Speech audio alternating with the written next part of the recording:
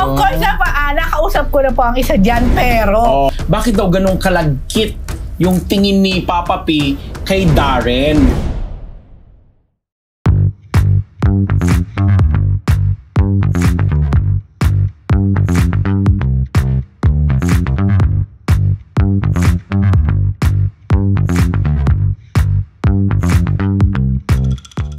Mga Marites! Gusto nyo ba na latest?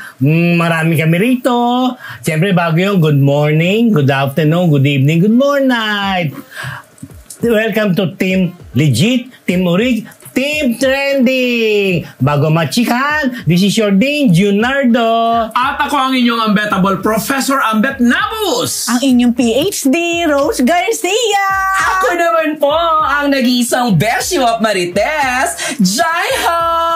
And welcome to Marites University! Yes! Diba? Nakasangat. Diba? Ayaw ni Jai. Hindi. Parang naman kasing hindi alas 12. Hindi, alas 9 pala kasi kakatutok lang nila sa atin. Yes. Diba? So mga Marites, eto na po ang isang linggong chismis brought to you by Great Lens Eye Color Plus Shampoo in Hair Color for Men. Napakadaling gamitin. Natural and organic ang ingredients dahil ito ay PPD-free and ammonia-free at available din po ito sa tatlong hair color variants na natural black, brown black at dark brown sa halagang 70 pesos lamang. Kaya mga kamarites, check them out sa inyong mga Shopee and Lazada and available din siya sa mga selected stores nationwide. O game na tayo Marites. Unahin na po natin ang balita tungkol kay Richard Gutierrez na nag-renew na ng bagong kontrata sa ABS-CBN. Ay, napala. Gachi. Hindi, nahanap ko sabi ko, anong aminin natin? Wala pa. Meron na.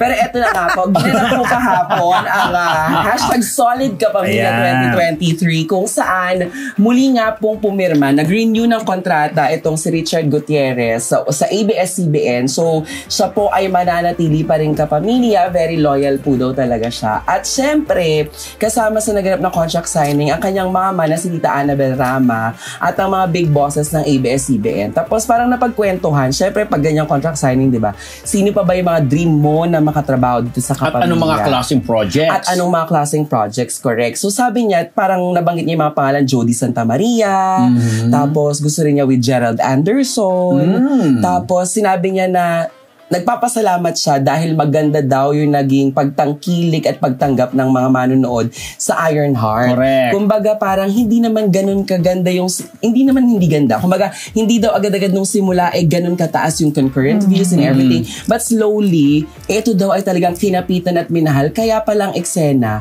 na-extend ito ng na-extend. Not once, twice, but maraming beses. At sobrang thankful siya kay Tita Cory Vedanes, ang Chief Operating Officer for Broadcast. Kasi parang laging pagsasabi, Tita Cory, mag-extend pa po ba? Sige, go, extend. Sige, go. Kasi nga, maganda daw yung feedback, reception ng mga manonood.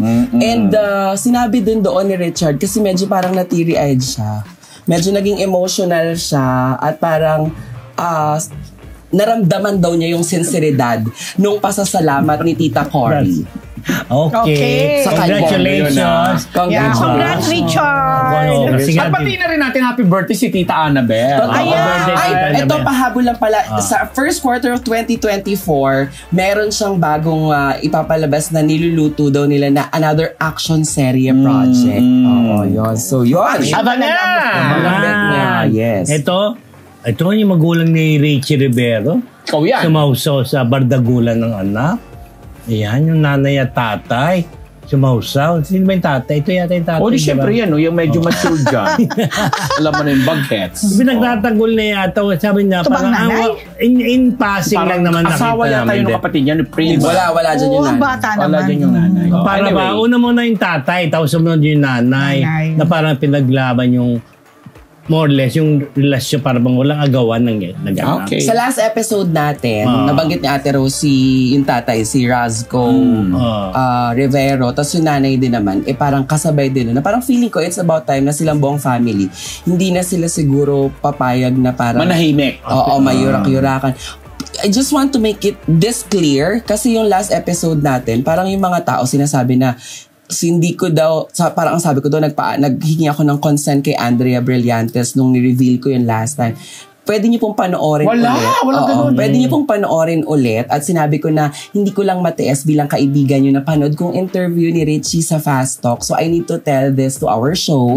At right after, doon ako nagkaroon ng pagpapaalam. Minsan wag tayo maging bandwagoner sa comment. Yeah. Mag-research din tayo. Bandwagoners, Correct. Para maging facts po yung ating mga pagko-comment. Ayan na, wag na makasawsaw. Walang issue with me, Andrea, with everybody. Yes. Wala pong issue dahil yan pong lahat ay dumaan sa maayos na pag-uusap. Yes. Okay, next. Noted. Okay.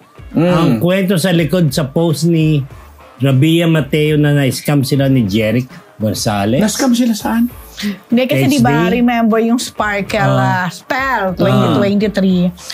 Talagang sobrang nag-prepare silang dalawa. Si Jeric at saka si Rabia. Okay. In fact, nag-rent pa sila ng Airbnb sa BGC para malapit na sa Zylo. Tama diba? Sa Zylo. venue. Oo. Then, kaya nasabi ni Rabia na parang na-scam sila or something kasi hindi napansin, wala sila doon sa Sparkle Spell. Hindi sila naka-attend. Dahil Nagkasakit. yung costume nila at yung makeup artist, the team na supposed to be magdadamit sa kanila, Na-scam. Hindi sumipot. well, sisipot naman yata pero ang usapan nila ay 3 o'clock pero parang kung tama yung pagkakatanda ko 6 o'clock na nandun pa sa NLEX. Ang sabi, Parang traffic isang daw or host. something. Then may nakalimutan daw. Bumalik pa, taga Bulacan yata. Okay. So, kumbaga wala na. Kasi syempre, matagal din preparation Oo, yan. diba? Kaya feeling nila na-scam sila. Ay, somehow, yes. Mapapaisip ka rin. Then, nagbigay na sila ng down payment. Aray. Pero, ang maganda naman, parang siguro after ng posting ni Rabia, Ni-reimburse, nakapag-usap naman, and they're supposed to be, kasi usually, ang mga down payment, hindi na yan na sinusole. Oo. Pero, dahil wala naman talaga silang kasalanan, at kung tutuusin mo nga, pwedeng sa legal na paraan, kung talagang magiging aggressive sila, pwede din talaga silang mag-file ng complaint. Kasi sila yung nawalan, sila yung hindi naka-attend dun sa mismong event. So, parang ang balita ko naman, parang ibabalik naman daw yata ng full yung ginown payment. So, ibalik na. Ibalik na nila, no? So, yun yung tungkol sa kwento nung post na parang Ayun pala. scam. Yun po. Pero cute sila dyan, ha? Ayun na. Pero parang ang hirap din nun, no? Yung naghanda ka, nag-prepare, tapos wala kang biglang, susuot. oo, tapos hindi ka makaka-attend totally. Yun. Hindi. Nagsila na lang. Okay, next chikahan, John Lloyd, inamin na si GF niya si Isabel Santos. O yan, doon sa pastok Parang yan, mga na lolo-lola birthday sila episode ni John Lloyd dahil nga birthday presentation ni Nino. Kuya Boy Abunda. So, nag-guest siya doon. Nag-guest siya doon. Ay, natanong nga yan, sino si Isabel Santos sa buhay mo? Siyempre, girlfriend ko. Ay, namin niya na gano'n. Namin niya na yung girlfriend niya. Her boyfriend. May ganun din. Ganun yun. At least, diba? Na sa isang gallery para sila nagkita, tsaka lang bago, pero tumagal muna bago nag-evolve yung kanyang relasyon. Okay. Happy tayo for Lloydie. Happy Lloydie. And Isabel Santos. Yes. Diba? Okay, Frog, ano tong Sharon Gabi, masaya naging rehearsal? May 2024 plans na agad? Kasi nga, diba, itong mga team ni Mega Sharon, dahil sa October 27 na, kahapon. Ngayon. Kahapon tuloy ka. Kasalukuyang nagaganap ngayon ang Dear Heart, the concert. Hahabol tayo doon pagkatapos nito, diba? Yeah. Alam mo na. So yun, nag-rehearsal na sila. First and only and last rehearsals nila yan. Sayawan pa sila. Sayawan sila, kanta-kanta, tapos habang binivideo ni Gabi. Ganyan nga eh. Diba?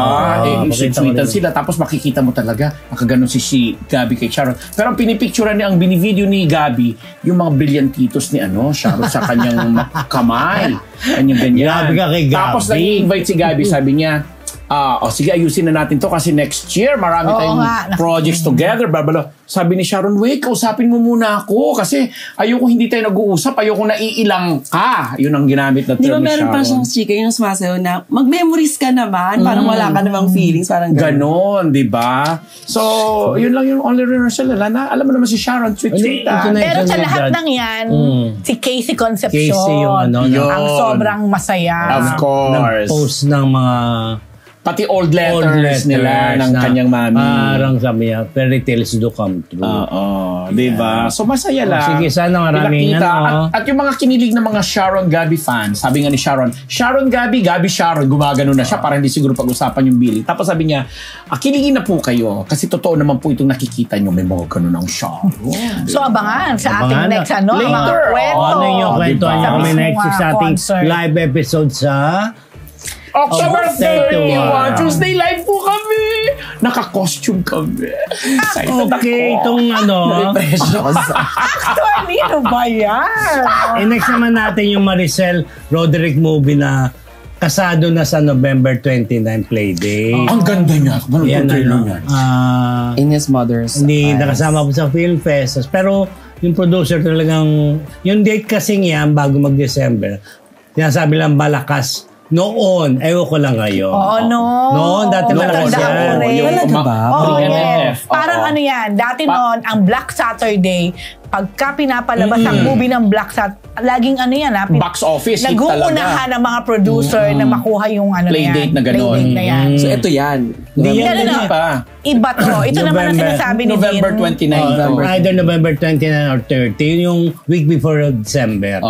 Yun ang in fairness, napanood ko to noon sabi ko, di ba nag-dinner kami ni Maria nung time na pinapanood yung trailer. Ang ganda. Ang bida dyan si L.A. Santos, isang singer na lumalabas din sa mga teleserye.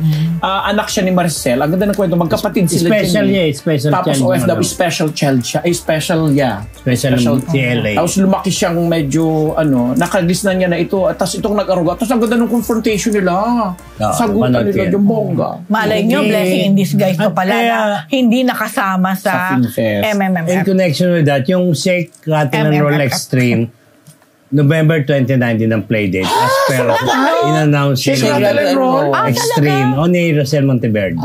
Ni Ma'am Rosel. Okay, abangan nyo yun, panoorin nyo po yun. Naku, parang mapapadali ang pag-input natin. Okay, next. Prof, si Mateo, expecting na mag-top grosser ang Penduko. Dahil nga daw po sa appeal ng Penduko movie na Bambagets, tapos yung Filipino tradition and culture ng mga, alam natin yun, yung mga mananambal, aswang, tikbalang, etc. na binigyan ng bagong dimension or kulay ngayon ni Direct Jason Laksamana. Nag-e-expect sila na ma-appeal nila yung magiging nila yung market ng bata, ng lahat na. Dahil diba pag bata naman, pag nanonood, kasama ang nanay, ang tatay, ang yaya, o kung sino pa. Kaya sabi nila, sana nga. Sana nga. Sana. Oo naman, maganda. Okay. At saka, hindi ko alam if ever, ito yung kauna-unahang parang movie ni Mateo na solo siya na talagang timing yung Black Rider niya kasi nga kasama siya sa Black Rider. Kasama ba siya? Kasama sa Black Rider. Action din. In time para sa Pedro Penduko. Alam mo nung Monday, natawa ko dun sa publicity ng Black Rider. Parang ang huling dalawang linggo bago Omega. Sinakyan nila yung 2 linggo ng It's Your Lucky Day. Na nag-end na nung Saturday ba? Nag-end na kanina. Hindi pa may pero bukas pa. Magtutuloy-tuloy yan. Bukas pa, wala. Pag-usapan na natin. Ano ba? Kasi, di ba, may maraming nagsasabi na yung, tayo nga sinasabi natin, ng It's Your Lucky Day ay baka hindi naman talaga mag-e-end. Hindi talaga. Baka malipat lang ng time slot. So, si Luis nag-post na parang last 2 days. Nag-comment si Jessie Mendiola. Ang sabi ni Jessie, something like, marami natutulungan, marami napapasaya. So, sabi niya, thank you sa pagkapasaya sa bawat kalaki, how.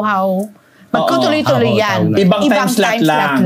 At narinig ko nga kanina, posible raw na bago mag TV Patrol. Yes. Yun. Alam mo, okay. Sige, waiting na lang tayo mga Marites. PH naman tungkol sa mga bagong sangre. Uy, na-excite ako dyan. Meron pa ba yan? Gusto pa ba yan? Oo, ano ba? Ang mga bagong sangre, di ba, syempre, alam natin ang Encantadia. Diyan ang galing ang salitang sangre. So, mula sa mga original sangre na sina Isa Calzado, Sunshine Dizon, Diana Zubiri, and Karil. Then, nagkaroon ng panibagong batch.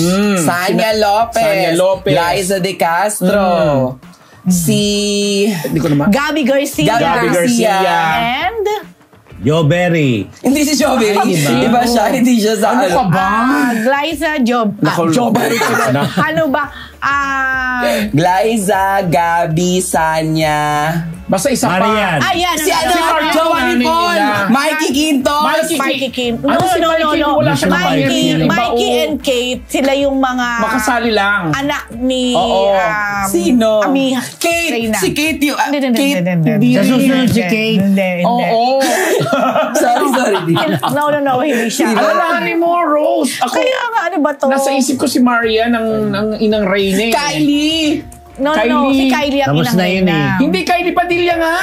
Ay, tama ba? Tatagal tayo dyan. Hayaan nyo na.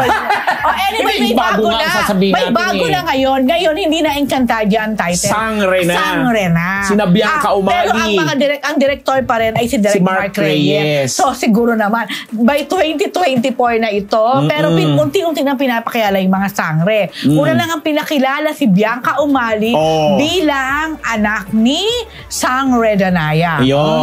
Si Sangre Danaya, din sa huli ay si Sanya Lopez. Kaya nga sinasabi, si Sanya, anak na niya si Bianca. Ganon.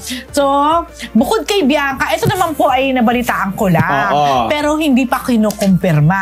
So, sabay-sabay nating abangan kung tama nga ang nakarating sa akin na bukod kay Bianca Umali, ang iba pang sangre Kate Valdez. ay si Kate Valdez. Jillian Ward. Si Angel Guardian. Faith Da Silva. At saka si Faith Da Silva. Nasa si Jillian Ward. Si Glyza De Castro ay kasama pa rin dyan. Wala akong nabalitaan na si Jillian Ward ay kasama dito. Alam ko may nakikita. Anyway. Basta kung tama mga hula natin. Ayan na. Ayan. Basta yun ang nakarating sa amin. So, abangan natin ang mga reveal. Sinabi sa akin ni Suzette. Sana 2024. Sana may bagong kwento naman dyan, Sino yung gaganap na imaw? Diba? Diba? Okay, mga Marites. Ayan na. Ang ating next chika ay ating Chika of the Week brought to you by Amigo Sigurado!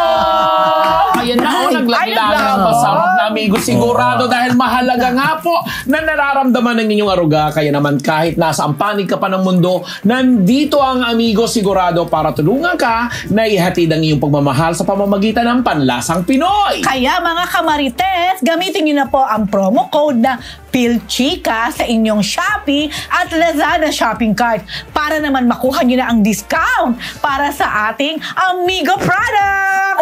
Ano pang hinihintay niyo? Ay, ati. I-check out niyo na nga po ang inyong Amigo sa Shopee at sa Lazada shopping carts para sigurado na madama po ninyo ang ulam na may halong pagmamahal galing sa iyo. Diba? Ano pang hinihintay niyo? Okay, mga Marites. Ito na po ang mga Chika of the Week. Maraming mabenta to si Heart Evangelista. Correct. Dami niyang ganap. Ang daming issue. Una-muna yung pag-follow ulit. Nag-followan sila ulit. Sa si Marian, tsaka si Heart sa social media, especially Instagram. Correct. Kasi kung yung natatandaan, di ba, nagkaroon ng parang gusot, medyo nagkaroon ng tampuan, yung mga fans nila talagang nagpaparugitan ng ano. Pero this time, sila mismo nag-followan ng uli sa Instagram accounts nila. Masaya lang. Ako natuwa ako sa balita kasi pareho ko silang love. Yung fair. Ayun na talaga sinabi ko. Marian Loco. May I add? Ay, grabe. Yes, Grabe, pwede. Marian lang daw siya. Of course, nakausap ko na po ang isa dyan, pero wait na lang natin mga kamarites ang Go Signal na pwede ko nang i-chika. Yeah. Siyempre, Alam mo nang bitin pa si Rose, out of respect. Kasi, Alam mo si Marian yan eh. out of respect kasi ayaw Si ko. Heart, nakausap Nagkita rin niya. kami ni Heart. Pero out of respect, ayaw Diyos lang ko din nila naman, na parang lumabas na showbiz. Or ang kaya pagkabate. pagpiyastahan sa Inom ibang na lang ako. tamaan. Pero ang masasabi ko lang sa inyo, talagang legit. Na nag-follow sila. Sincere, totoong nagkaayos na sila. Yes! At ako nila isa sa pinakamasaya, sabi ko nga, oy, baka pwede na ang dalawang reyna ng Kapuso Network ay magsanib puwersa na Correct. sa isang teleserye. Si Marian lang Reyna ng GMA. Grabe ko No? Okay, si Marian ang Queen of Primetime. Queen of Primetime. Primetime. Si Heart naman ay masasabi natin Queen of Afternoon. Hindi siya. fashion global fashion icon. Correct. O, yun na lang. So, ano pa rin? Sila pa rin yung mga prime Hindi ako naniniwala. Di ba may mga actresses. Ay, hindi. Primetime din si Heart Ay, pala. they are ano talaga. Okay sila ngayon. In fact, kanina nag-post yata si Heart. Nag-heart si Marian. Then nag-heart din si Paano sila nagkabati? Yun, ang gusto ko itanong. Curious ako dun sa abangan natin pag ako'y binigyan ng Go Signal. Ayun. Kwento na sa'yo. Yeah, out of kwento Kung yan, sino ang nauna, kung paano nagkausap, or kung may namagitan ba. Alam niyo naman po ako, Text mo nga si Marian. mga kamarites, pasensya na pag sinabing sa aking off the record. Medyo off the Hindi record. sa ating lahat ganyan naman tayo. Pag sinabing, wag muna, busina lang. Natanong sabi, bakit ho nag-awa? Ay, naku, Diego, mahabang kwento. Napakatagal yung issue na yan, Diego. At bati na nga sila. Oo, Kaya, ikaw naman. Gusto mo let's sabihin ko, Diego? rejoice. Basta may mga ano yan, abangan sa airport, gano'n. With the We were there. Yes. We were there. Nasa shooting kami ng Temptation Island. Island. Oo, di ba? Alam mo na. Pero sabi nga, magkaibigan naman kasi Of dati course. yung mga yan. Dati. Kaya, at least, At maganda. Good news yan. Good news. Congrats, Queen Marian. And Heart. Ano pa yung isang item Isa kay pang Heart? ating kay Heart. Suportado si Alden Richards. Posible nga magkaroon ng project. Di pa nga gawain Marian? On may project agad sila na Alden. Bakit pa nang galit sa Heart? Ano yung ginawa ni Heart kay Hindi, Alden? nandiyan din ako. Sa 5 breakups. black screening ng, isa sa mga black screening ng 5 breakups and a romance. Ang nag-sponsor ng black screening na to ay ang isa sa mga BP ng Kapuso for Network. television, of course, si Miss Gigi Santiago Lara. So, Ma'am Gigi Lara. Yes. So, si Heart nga, alam niyo ang aga ni Heart dyan sa podium, kasama niya yung mga friends niya. Ang ganda ni Heart dyan, To no? support Alden. Then, talagang pinanood niya from start to end. And then after, nakausap namin ng very, very slight. Sabi ni Heart, sobrang nagustuhan niya yung movie. Hindi ko kaya. Nagustuhan niya yung movie. At tinanong namin, kasi nung nag-post si Heart na see you kay Alden, ang daming nag-comment na sana raw... Ang positive yung comments. Yes, sana raw gumawa sila ng project together. And then tinanong ko, so may chance ba? Kasi di ba si Heart, masyado siyang into... fashion, mga business. Totoo. Pero sabi ni Heart, nami-miss daw na talaga niya sobra ang pag-arte. Yun. So siguro daw, parang plan niya na at least once a year, may Meron magawa siya. Tapos, meron na daw siyang storyline. Siya mismo, may storyline. Na na-share na rin niya kay Alden. may At inuuha ni Alden. At ang sabi ni Alden, That's nice. Sabi ni Alden, ang ganda. Sobra ang ganda, sabi ni Alden. So, pero syempre, lahat ng yan ay Abangan natin. pag-uusapan pa. Sana nga sabi nila, sana mag-manifest. Yan lang po. Yeah. Ang Thor, kasi may storyline na. Tama. Hindi, yun naman storyline Shit daw parang ako. siguro. Konsepto yun. Konsepto lang ni Heart na. Pero maganda. Oo. Carry yan. Oh, sige. Oo. Yung Alam mo, naman ang issue kay... Ako mismo Okay ba, magte-text baby? sa'yo ng magte-text sa'yo ng invitation pag mag-press ko na. Diyan. Ito kay Sa storyline na yan. Ano tong nagawa ng contacts si Heart? Lumabas Oh, yun. Preparing kay Nakakalungkot yan. Words back and ex-glam team. Ano ba yun? Hindi naman. Kasi- Well, sige, go. Oo. Sige. Kasi yung lumabas sa chika dyan, yung glam team dati, di umano ni Heart. Yun na yung glam team ngayon ni Pia. O tapos yung mga contacts daw nila doon sa kanila mga Paris, London, at kung ano-ano pa mga doon sa mga fashion chuchu, na ipasa ngayon at nakokontakt nila na didiretso. Yun ang narinig ko. Oo.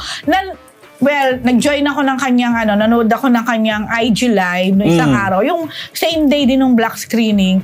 So, napag-usapan yon. Hindi naman siya nag-mention ng pangalan. Hindi naman niya minention na si Pia yon or yung dating niyang glam team. Oo. Pero kasi, syempre, may mga netizens na nag-a-assume.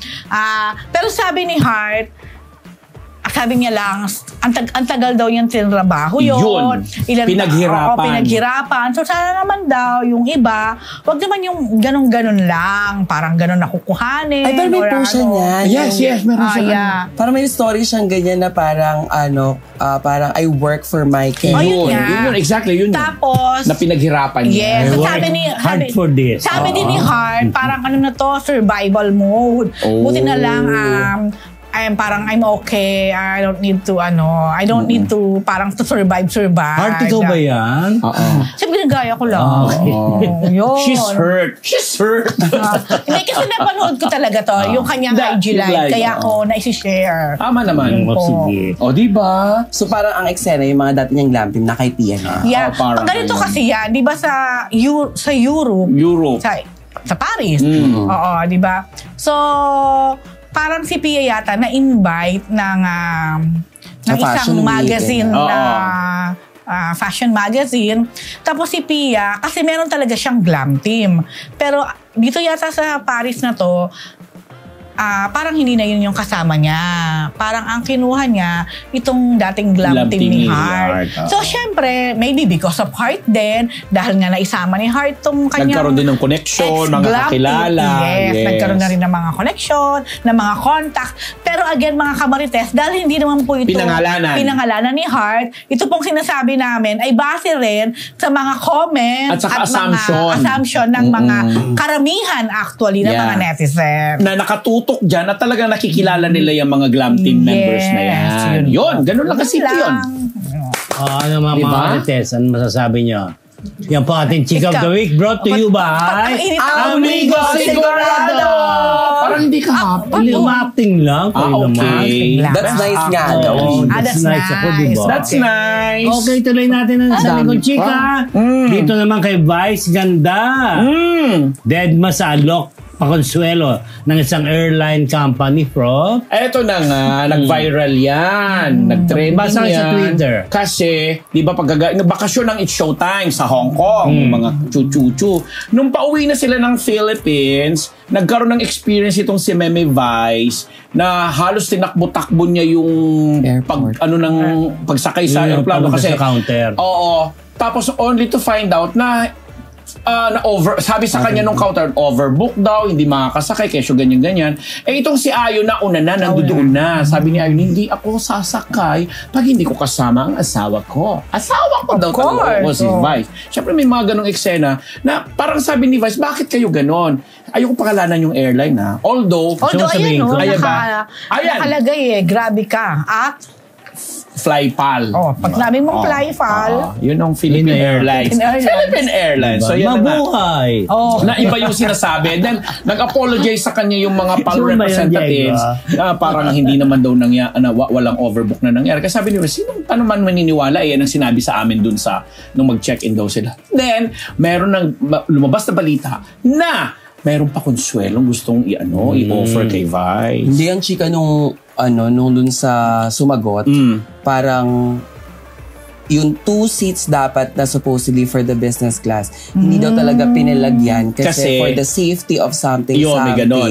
Tapos parang in-offer na dapat sa economy na lang sila para ma-accommodate pa kasi hindi daw overboard. Tapos sumagot pa si Vice, parang hindi yan ang sinabi sa akin dun sa reception. Kung sa tingin nyo sino ang tama sa inyo, magbato-ba topic kayo, bigyan ko kayo ng ticket ng Cathay Pacific. Yun yung sinagot niya. Pero may latest na di umano, may alam mo na para ma-appease siguro si Vice, parang inalok siya, binigyan siya ng pakonsuelo na sa susunod ng flight, ganito, ganyan. Pero dead man lang si Meme. Kumusta na ngayon? Nagkaayos na ba? Hindi po. Wala nang sagot-sagot sila, Meme. Alam mo, ang daming nag-react ng mga netizens dyan na parang, dahil si Vice, ang bilis yung sumagot at talagang, yun ang sabi. Sabi talaga, at hindi yung standard, at hindi yung standard spills yung sinasagot nyo, na pagtuunan nyo ng mahabang talata talaga. Yun ang sabi ng mga netizens basta dahil si Vice ganda to, alam mo, paano kaming mga normal na ganun din naman ninyo kami pinapa-experience sa inyong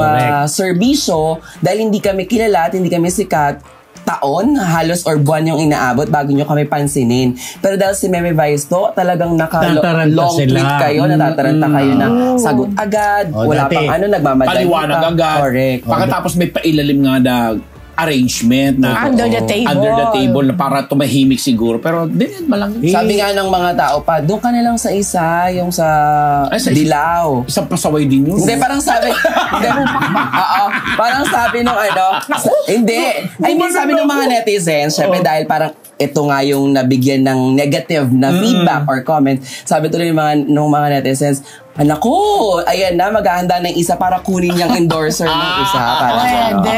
Kasi diba, syempre, dahil ito, competition niya. Straight from her experience na naranasan niya na ganyan, bonggang endorsement agad. So, at least dito, bongga. Ganon. Walang overbooking. Correct. Pero let's see, diba? Kasi let's see.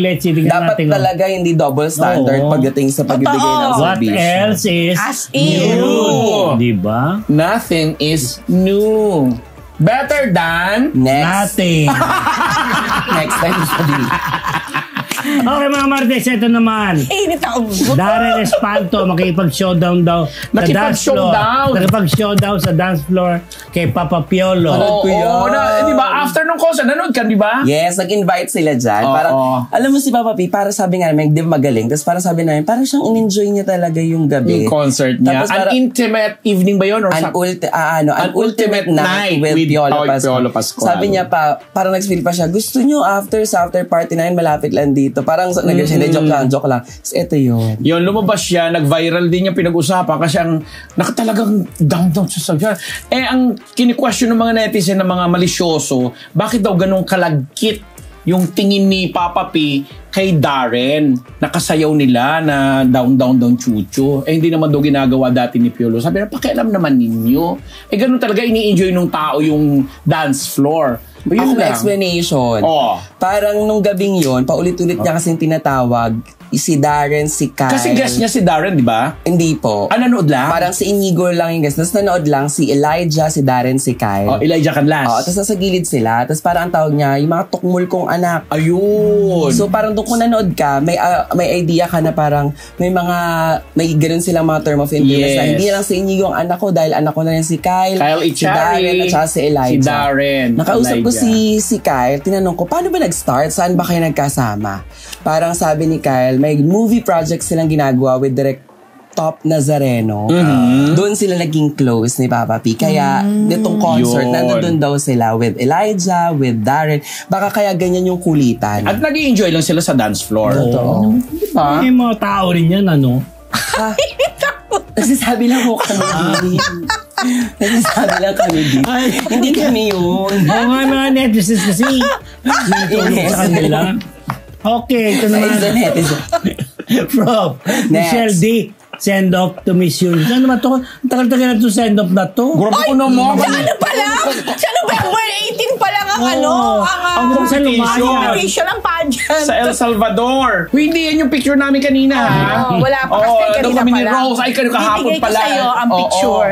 Diba na, yun nga po, lilipad papunta ng El Salvador at kinikwento nga, very hopeful itong si Michelle na kahit papaano naman ay mai-represent niya ng maayos ang Philippines with her advocacy tungkol sa autism and yung naging preparation niya, and sinasabi niya dadating dun ang kanyang mga kapatid. And of course, si Melanie Marquez na kanyang nanay, susuportahan siya. Sabi niya, gagawin niya ang lahat para kahit papaano naman makarampa siya. Although kasi syempre Latin America yan, ang dami mga ibang beauties na ka-emotan dyan. And sinasabi niya, yung pagsuot niya ng short hair, sana daw ay in-explain ko sa iyo para short hair diba? May nire-represent na something sa kanyang katauhan kasi nga bilang member siya ng LGBTQ+ community, isa yun sa mga gusto niyang isundin. On the other hand, congratulations kay Nicole Borromeo. she won Miss International 2023 third runner-up. Oh, But at third least, runner-up. Di ba si Nicole nabangan natin yan sa Merlion? Oo. Isa sa mga talents ng Merlion. Masasabi mo. Third runner-up. Happy for Nicole. Si Nikki something for Miss Grand International. Maraming nalungkot kasi hindi man lang daw pumaslak sa top 20. Pero ganda-ganda, no? Para sabi tuloy mga tao, huwag na nga tayo magpadala dyan ng mga Filipino represented kasi parang piniplaytime na lang tayo kahit ang lakas na ng mga entry lagi may cooking show yan si Nawat. Correct. Diba? So sana next si Michelle. Yes. Good luck Michelle. Diba? Nabanggit mo ba si Rian din at saka si Samuel is planning din to go there. Para supportahan kasi alam natin si Rian ay sobrang BFF din itong si Michelle. At tinanong pala siya kung si Melanie Marquez daw ba is stage mom. Di ba ang sabi niya? Super stage mom. Pero very supportive daw talaga sa kanya. At manonood doon at pati yung mga kapatid niya. Yeah. Okay. Diba? Go, Michelle! Good luck, Michelle! Bring home the crown. Okay, ito namang tungkol kay Cool Cat Ass. May bagong album. Wala lang, nilaunch lang yung bagong album. for GF. Hindi magka-BF or GF. I-background mo muna kasi galing doon sa pamilya Honor. Honorable. Hindi honorable. Anak yan nila. May honorable production kasi kami. Kami daw talaga. Bali up na siya ni Ate Guy. Hindi. Pamangkin. No, si Lala Honor ay Pinsang buo. Yes. So, si Marion, anak ni Lala. Okay. Magkapatid sila ni Marion. Kasi co-manager po ako nito Store Music. Okay? At saka ni Marion na kapatid niya. Oo, tama. So, anak po siya ni Lala Honor na isang dating member ng Apat na Sikat. Na si Lala Honor, ang totoong Honor, talagang totoong Honor, na pinsan ni Nora. Ay, pinsan pala. Ni Nora. Lumaki lang sila para magkapatid kasi bata pa si Lala. Nung inampo na ni Manay Bilen, si Nora at tinuruan kumanta hanggang isali sa Tawag ng Tanghalan, naging superstar ang isang Nora Honor. So kinukuha kasi namana yung pagkanta, pagcompose, pagtugtog ng mga instruments, etc. Pero sa Berklee School of Music yung nag-aral, graduate, yung magkapatid sa Berklee. Diba? At naalala mo si Marion, siya ang unang-unang siya ang unang-unang Filipina singer chuchu na naimbita sa Grammy. At nag-ano siya doon, nag-emote chor-chor. Si Marion yung kumanta na, #ILOVE 5 years yun. Sa hinighan doon. Diba? So anyway, yung kanta mo? Nakaka-intriga lang kasi meron tayo isang kasamahan sa panulat. Chinika. Chinika siya, tinanong siya. Harapan, ano ba daw ang preferred niya? Kung magkaroon ng boyfriend o magkaroon ng girlfriend. Mabuti na lang magaling sumagot yung bagets. So ang sagot niya? Kahit ano daw, kahit saan pwede siya. So alam niyo na ibig sabihin nun. Diba? Pero alam mo ba yan? Nung si Ben Bol, lumapit yan sa akin. Tapos sabi niya sa akin, "Hi DJ Jai, do you still remember?" Sabi ko, "Oo naman, Cool Cat Ash." Yes. Diba? Kasi sa akin naglo-launch yan dati ng mga single niya. Diba? Ano mga Marites? Busog na ba kayo? Yan po ang Selgon Chika mula sa Marites University! Abangan! Dahu! Hula-hula!